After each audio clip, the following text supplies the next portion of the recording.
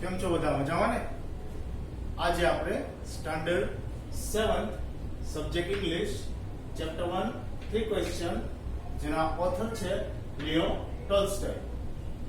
વિદ્યાર્થી મિત્રો, આપણે પાર્ટ 1 અને પાર્ટ 2 જોઈ ચૂક્યા છીએ.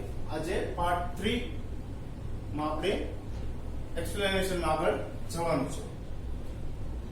ફર્સ્ટ પાર્ટમાં આપણે 3 ક્વેશ્ચન્સ કિંગના કયા કયા હતા એ જોયું. સેકન્ડ પાર્ટમાં એ 3 ક્વેશ્ચનના અલગ અલગ આન્સર્સ અલગ અલગ લોકોએ જે રજૂ કર્યા. રાજાને એનાથી સેટિસ્ફેક્શન ન થયું એટલે તે એક હર્મિટ એટલે સંત પાસે ગયા. સંતને વારંવાર ક્વેશ્ચન પૂછે છે કિંગ, પણ સંત છે તેનો યોગ્ય આન્સર એટલે કે એનો રિપ્લાય નથી આપતા. ત્યારે રાજા તેને લાસ્ટ ટાઈમ પૂછે છે કે તમારે હવે જવાબ આપવો છે કે નહીં. ત્યારે હાર્વિટ કહે છે કે યોગ્ય સમયે યોગ્ય જવાબ તમને મળી રહેશે. Before I explanation the part 3, we look hard words of this part. Forgive, માફ કરવું. Swear એટલે કે શપથ. Revenge એટલે બદલો. આપણે કહીએ ને કે મારે રિવેન્જ લેવો છે. રિવેન્જ લેવો છે કે વેર લેવું છે, બદલો લેવો છે. કોઈ આપણને કઈ કઈને ગયું હોય અથવા કોઈ જાતને આપણે એની સાથે ફાઇટ થઈ હોય તો આપણે એનો બદલો લઈએ છીએ, મારામારી કરીએ છીએ. Next one is size. Size means જપ્ત. બરોબર, બેંક છે લોન ન ભરો તો તમારી મિલકત જપ્ત કરી લે. નેક્સ્ટ વન ઇઝ પ્રોસ્પેરિટી એટલે કે સમૃદ્ધિ. રિકોગ્નાઇઝ મીન્સ ઓળખવું. અહીંયા પ્રોસ્પેરિટી નો મતલબ મિલકત પણ થશે. એસ્કેપ મીન્સ છટકી જવું. નેક્સ્ટ વન ઇઝ સર્વ, સેવા કરવી. ફેithful વફાદાર. આપણે કયા એનિમલને વફાદાર કહીએ છીએ તો કે ડોગ. ડોગ છે એ ફેithful એનિમલ છે. સર્વન્ટ એટલે નોકર. નીઝ એટલે ઘૂંટણ આપણા. બેગ એટલે આજીજી કરવી અથવા કઈ માગવું. સ્ટીલ સ્થિર. પીટી એટલે દયા કરવી, કોઈના ઉપર દયા ખાવી. આફ્ટરવર્ડ્સ નો મતલબ પણ આફ્ટર એટલે પછી, એ જ રીતે આફ્ટરવર્ડ્સ નો મતલબ પણ પછી જેવો થાય છે. પર્ટિક્યુલર એટલે ખાસ. એલ્સ બીજું. અને લાસ્ટ વન ઇઝ પર્પઝ એટલે કે કોઈ હેતુથી કોઈ કાર્ય કરવામાં આવેલું હોય તે. Now look page number 12, part 3rd of this chapter 3 question. Forgive me, said the bearded man in a weak voice. Forgive me means માફ કરો. bearded man એ દાઢીવાળો માણસ છે જે કહે છે કે મને માફ કરો. man in a weak voice means નબળા અવાજે. when he saw that the king was awoke, જ્યારે તેને જોયું કે રાજા છે એ હવે જાગે છે. I do not know you and have nothing to forgive you for, said the king. I do not know, રાજા એમ કહે છે કે હું તો તને નથી જાણતો. and have nothing to forgive you for, અને તારે માફ કરવા જેવું શું છે, રાજા કહે છે. આપણે જોયું કે જે આગળ આપણે જોશું કે આ જે બિયર્ડેડ મેન છે એ શું કામે કયા ઈરાદાથી આ રાજા પાસે આવેલો હોય છે. Next paragraph. You do not know me, but I know you. તમે મને નથી જાણતા પણ હું તો તમને જાણું છું. I am that enemy of yours who swore revenge on you. હું તમારો એનિમી એટલે દુશ્મન છું જે શું કરવા આવે છે, swore એટલે બદલો લેવા. હું તમારો બદલો લેવા આવ્યો છું. Because you put my brother to death and seized my prosperity. Because કારણ કે તમે મારા બ્રધરને, because you put my brother to death મારી નાખ્યો, and seized my prosperity. seized એટલે જપ્ત કરી લીધી, લઈ લીધી. my prosperity એટલે મિલકત લઈ લીધી તમે. I knew you had gone alone to see that hermit. હું જાણતો હતો કે તમે alone એટલે એકલા, આ hermit એટલે સંતને મળવા જઈ રહ્યા છો. And I made up my mind to kill you. અને મેં મારું માઇન્ડ બનાવી નાખ્યું હતું. મેં એવો વિચાર કરી જ લીધો હતો કે તમે જ્યારે આ hermitને એટલે સંતને મળવા જશો ત્યારે હું તમારું ખૂન કરીશ, મીન્સ કે હું તમને મારી નાખીશ, કિલ કરી નાખીશ. You and your way home. But the day passed and you did not return. પરંતુ આખો દિવસ પસાર થઈ ગયો. મને હતું કે તમે સંતને મળીને પાછા આ જ રસ્તે પરત ફરશો ત્યારે હું તમારું કતલ કરી નાખીશ, તમને મારી નાખીશ. પણ આખો દિવસ પસાર થઈ ગયો, તમે આવ્યા નહીં. And I made up my but the day passed and you did not return, so I fled my hiding place and I came upon your bodyguard.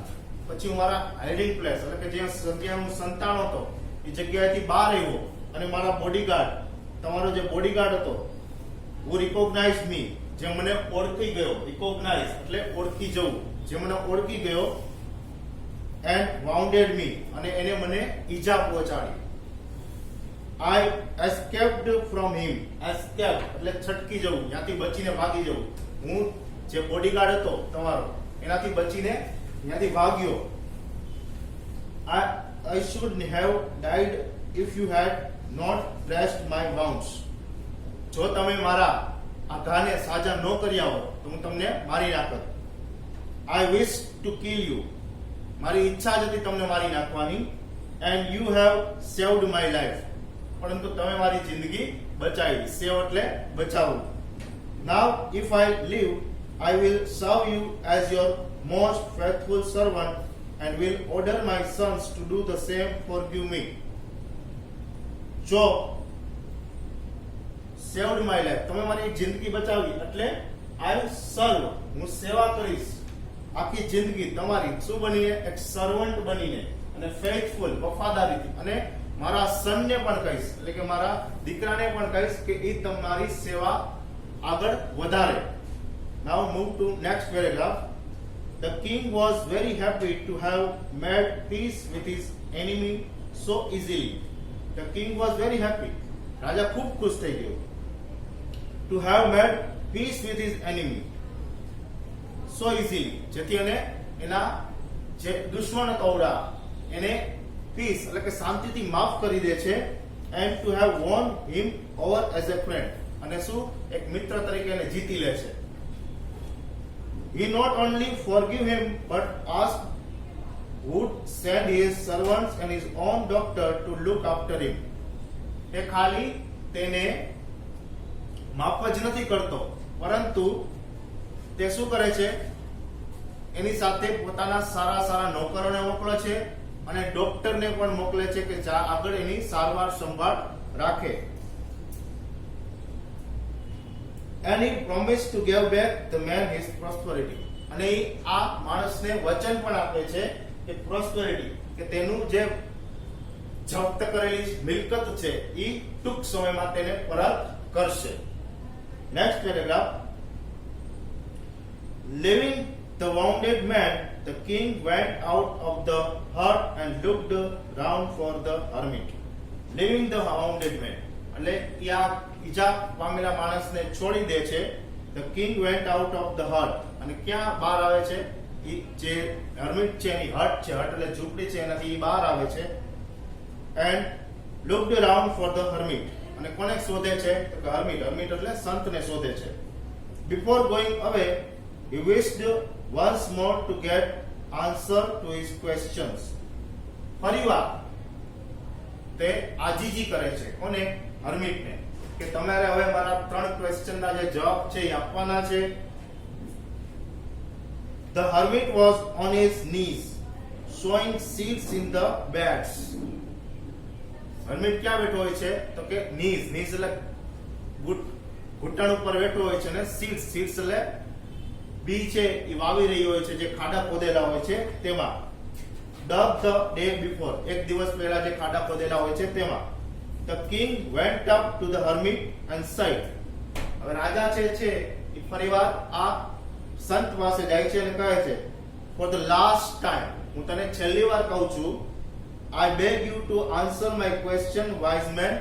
અરે બુદ્ધિશાળી માણસ, હું તને આજીજી કરું છું કે તું મારા પ્રશ્નોના હવે ખરેખર સાચા ઉત્તરો આપ. Now move to page number 13. You have already been answered. હવે હર્મિટ કહે છે કે તમને જવાબ તો મળી ગયો છે. Said the hermit, still bending down to the ground and looking up at the king as he stood before him. રાજા જે છે એ સંતની સામે ઊભા હોય છે અને સંત છે, સાધુ છે, એ ખાડામાં બી વાવી રહ્યા હોય છે. એ જ પોઝિશનમાં રહી અને એ રાજાને કહે છે તમારા પ્રશ્નોના આન્સર તો તમને મળી ગયા છે. How have I been answered? What do you mean? મને કઈ રીતે જવાબ મળ્યા? તમે શું કહેવા માંગો છો? Do you not see? તે જોયું નહીં? Replied the hermit. આ સંત છે એ જવાબ આપે છે. If you had not pitied my weakness yesterday and had not dug these beds for me, જો તે મારી નબળાઈ ઉપર દયા ન ખાધી હોત કે હું વૃદ્ધ થઈ ગયો છું, ખાડો ક્યારે ખોદી શકીશ, અને તે ખાડો ખોદવાની શરૂઆત ન કરી હોત તો તું અહીંથી ચાલ્યો ગયો હોત. You would have gone away. Then that man would have attacked you and you would have wished you had stayed with me. જો તું અહીંથી ચાલ્યો ગયો હોત તો આ જે માણસ છે તારા ઉપર એટેક કરત, આક્રમણ કરત, જે એક જગ્યાએ સંતાળો હતો. એ સંતાયેલો માણસ છે જે તને ઈજા પહોંચાડવા આવ્યો હતો, મારવા આવ્યો હતો, જે તે મારી મદદ ન કરી હોત તો તમે અહીંથી ચાલ્યા ગયા હોત ને એ સંતાયેલો માણસ આવી અને તમારું ખૂન કરી નાખત. So the most important time was when you were digging the beds. તો તમારા પહેલા પ્રશ્નનો જવાબ હતો કે કયું કામ કયા સમયે શરૂ કરવું, એના માટે સારો સમય કયો? તો કે તમે જ્યારે મારા માટે ખાડા ખોદ્યા એ તમારા માટે સાચો સમય. So the most important time was when you were digging the beds, and I was the most important man, and do me good was your most important business. અને તમારો વ્યવસાય કયો? ક્યાં વ્યક્તિને તમારે મદદ કરવી જોઈએ? તો કે તમે મને મદદ કરી, એ તમારા સેકન્ડ ક્વેશ્ચનનો જવાબ હતો. Afterwards, when the man ran to us, the most important time was when you were caring for him. અને જે માણસ ઈજા પહોંચી અને આપણી તરફ આવ્યો હતો અને તમે એને કેરિંગ એટલે કાળજી રાખી, એ તમારા માટે મોસ્ટ ઇમ્પોર્ટન્ટ ટાઈમ હતો. Because if you had not dressed his wounds, he would have died without having made peace with you. તમારા પ્રત્યે દયા રાખી અને એ માણસે તમને બક્ષા ન હોત. જો તમે એના ઘા છે, જે એની ઈજા છે, એને ડ્રેસ્ડ અપ એટલે સાજા ન કર્યા હોત તો આ માણસ છે જે તમારો એનિમી બનીને આવ્યો હોત, એ તમારા ઉપર દયા ખાત નહીં. So he was the most important man. તેથી તે એક મહત્વનો માણસ હતો. And what you did for him was your most important business. અને તમે જે તેના માટે કર્યું એ તમારા માટે મહત્વનું કામ હતું. Remember then, there is only one time that is important and that time is now. યાદ રાખજો કે મહત્વનો સમય કયો? તો કે અત્યારે, એટલે વર્તમાન પરિસ્થિતિ જે છે, વર્તમાનમાં જે આપણે જે કરી રહ્યા છે એ જ આપણા માટે મોસ્ટ ઇમ્પોર્ટન્ટ ટાઈમ છે, નાવ. It is the most important time because it is the only time we have any power to act.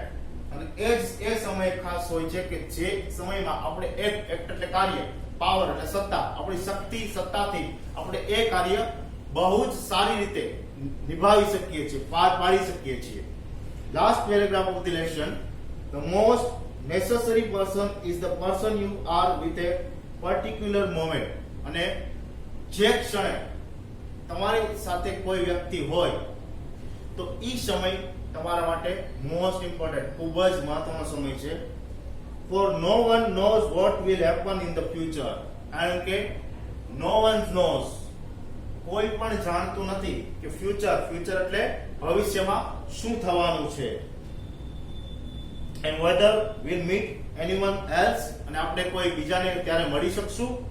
The most important business is to do that person good because we were sent into his world for that purpose alone. શું કામે આપણે કોઈ પણ વ્યક્તિ પ્રત્યે દયા રાખવી જોઈએ? કારણ કે આપણને દુનિયામાં એટલે જ મોકલવામાં આવ્યા છે.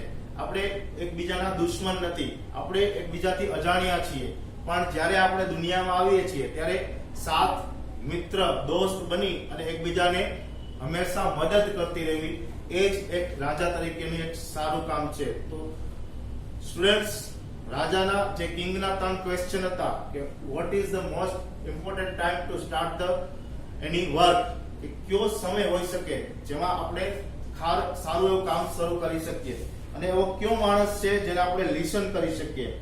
Which people should me listen to? And last question is what is the most important thing him to do? અને મારા માટે કોઈ વસ્તુ કરવાની મહત્વની કઈ વસ્તુને પ્રાયોરિટી આપવું. તો આ લેસન ચેપ્ટર 1 ના આપણે 3 ભાગ પાર્ટ 1, પાર્ટ 2 અને પાર્ટ 3 જોઈ ચૂક્યા છે, જેમાં આપણે કિંગ અને કિંગના જે 3 ક્વેશ્ચન છે એની એક્સપ્લેનેશન સહિત માહિતી મેળવી. દર વખતની જેમ આ વખતે પણ એક વર્કશીટ આ વિડીયોની સાથે આપણને